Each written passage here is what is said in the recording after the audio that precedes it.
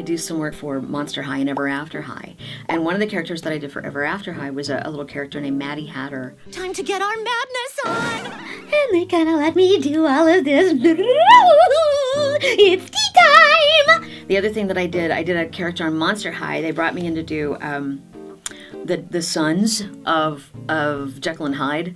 And Jackson was kind of this, he was a nerdy normie. And then whenever he heard music, it was, hey, hey, hey, it's Hold Hyde on the Wheels of Steel! Yeah! Which brought in my musical stuff. When they heard me do it, they were like, what's your take on this? And I'm like, well, he's James Brown. Let's let him be James Brown. And they were like, boom, done.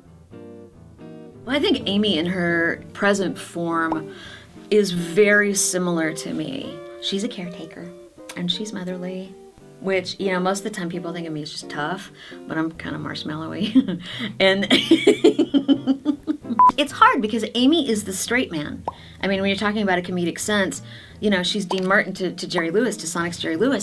And so it's tough because they had a hard time making her character. They have been so terrific this last round about saying, what are your thoughts? What do you want to do? What do you think Amy would be passionate about? I ended up meeting the lawyer for Fleischer Studios who got the copyright back. And he saw me in a couple of musical theater shows. And he said, you're the real deal. And he's like, when are you going to be in New York next? And I went, 2 weeks. And he said, okay, well, I want you to go and meet the people at King Features. And I went, okay.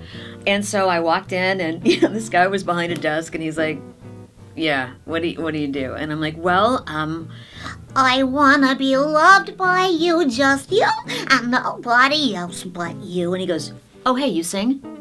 And I went, yeah. And I've been doing Betty, I've done it for games. I've done it for slot machines in Vegas. If you go to any of the slot machines in Vegas, that's me.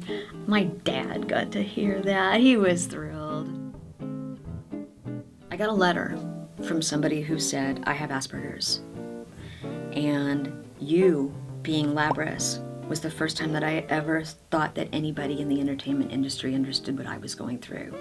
And when you cried, I cried, because I am inside of myself trying to get out. And that, does it get any better than that?